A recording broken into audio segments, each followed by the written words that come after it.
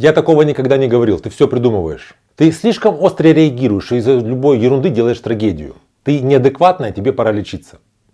Если вы слышите такие фразы в своих отношениях, то вам нужно остановиться прямо сейчас.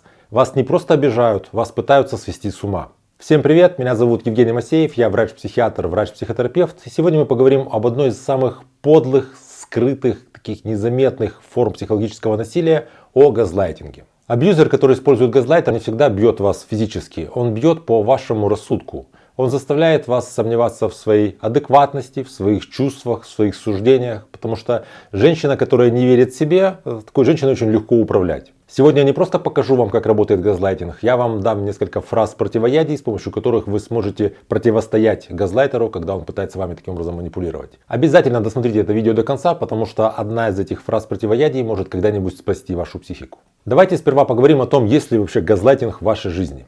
Я сейчас назову 4 классических фразы, а вы слушайте и считайте, сколько из них вы встречаете в своих отношениях. Номер 1. Прямое отрицание фактов. Я этого не говорил, ты все выдумываешь. Ну вот такой пример. Вы с мужем договорились, что едете на выходные к родителям с детьми. И вот наступают выходные, вы вроде бы как подходите к нему, он говорит, мы никуда не едем, потому что я же сказал, что мы, может быть, поедем. И он говорит это с такой уверенностью, что вы начинаете сомневаться, вы пытаетесь вспомнить, как он дословно говорил, а это же было полнедели назад. И вот вроде бы вот вы засомневались, и все, вы уже чувствуете себя виноватой, а он избежал ответственности. То есть тот факт, что он использует этот газлайтинг, приводит к тому, что вы потом чувствуете так себя, что я сама себе надумала, что мы куда-то едем, и сама себя обманула, вроде бы как виновата во всем я. Все, ловушка захлопнулась. Он избежал ответственности, а вы чувствуете себя виноватой. Номер 2. Обесценивание ваших чувств. Фразы типа «ну ты истеричка» там, ну или «ну ты какая-то слишком нервная». Предположим, вы сидите где-то в компании друзей, и ваш мужчина отпускает какую-то такую обидную саркастическую шутку в ваш адрес. Вы как-то промолчали, но потом наедине пытаетесь с ним объясниться и говорите, мне было неприятно, что ты вот это вот что-то такое сказал в мой адрес, какую-то шутку. И он вместо того, чтобы принять на себя ответственность за то, что он сделал, сказать, что ну извини, да, действительно, я, наверное, немножко меня занесло, или я не понял, я не хотел тебя обидеть, прости меня. Вместо этого он просто переводит ответственность на вас и говорит, да ты раздуваешь из мухи слона. Вообще-то это была шутка, ты просто не понимаешь этой шутки. Или ты вечно на все реагируешь слишком эмоционально. У тебя проблема с твоими эмоциями, иди там к своему психотерапевту, иди там таблетки принимай. Это проблема в том, что ты неправильно реагируешь, а не в том, что я сказал что-то обидное. И в результате вам нужно оправдываться за то, что вам больно, вы по сути оправдываетесь за собственные слезы. Номер 3. Перенос вины. Я бы никогда не сорвался, если бы ты меня не спровоцировала. Вот эти вот фразы типа «ты сама меня довела». Предположим, какой-то конфликт, он кричит, не знаю, там, бьет кулаком по столу, вот прямо мечет молнии. Потом, когда буря улеглась, он говорит, ну зачем ты меня вот довела? Ты же знаешь, какой вспыльчивый. Зачем ты в этот момент задала этот вопрос? Ты же знаешь, что мне на работе так вот тяжело. Я же переутомлен. Почему ты меня вот доводишь? Почему ты задаешь мне эти вопросы? Почему ты поднимаешь эту тему именно в такой момент? Газлайтер не берет на себя ответственность за свое поведение. Вот его поведение, как будто бы оно реактивное, является реакцией на то, что делаете вы. Вот как будто бы у вас кнопка, которая запускает его это взрывчатое поведение. 4. Это нормализация ненормального. Фразы типа, ну в нормальных семьях всегда так происходит, все так живут. Когда вы говорите о том, что вам не нравится то, что он вам чего-то не договаривает, что он много времени проводит где-то со своими друзьями, что он встречается со своей какой-то бывшей иногда, пересекается, непонятно, что у них там происходит.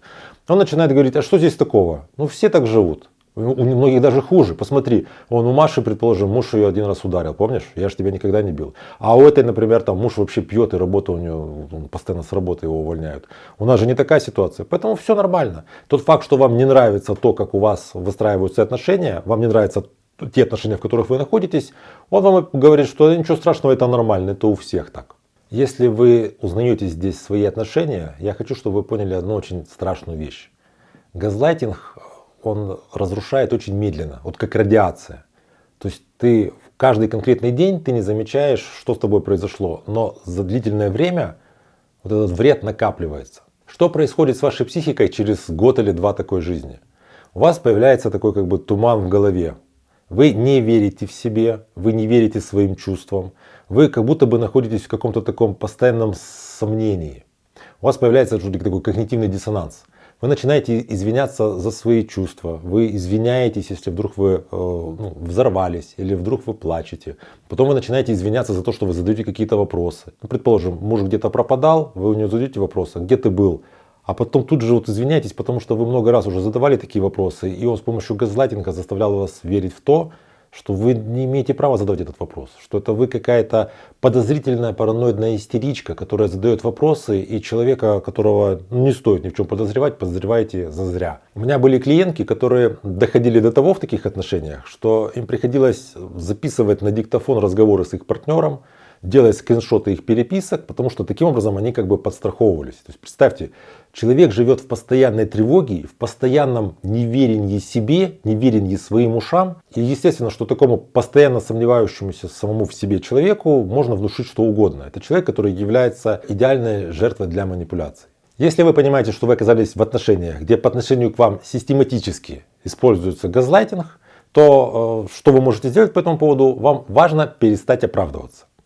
Вот во всех этих каких-то взаимодействиях, когда он вам говорит, что он так не говорил, или что вы неправильно понимаете, или что вы как-то слишком реагируете, слишком ярко, что не нужно так реагировать. Во всех этих ситуациях ему не нужны ваши факты, не нужны ваши доводы, какие-то оправдания. Ему нужны ваши эмоции и ваша растерянность. Потому что если вы растеряны, у вас слабая переговорная позиция, с таким человеком легко взаимодействовать. То есть просто берешь его, расшатываешь, а потом можно ему что угодно продавить, какую угодно свою волю. В англоязычной психологической литературе есть такая даже аббревиатура, сокращение JADE. Это слова Justify, Argue, Defend, Explain, что означает оправдываться, спорить, защищаться и объяснять. Вот это 4 вещи, которые вам не нужно делать с газлайтером, вам нельзя их делать.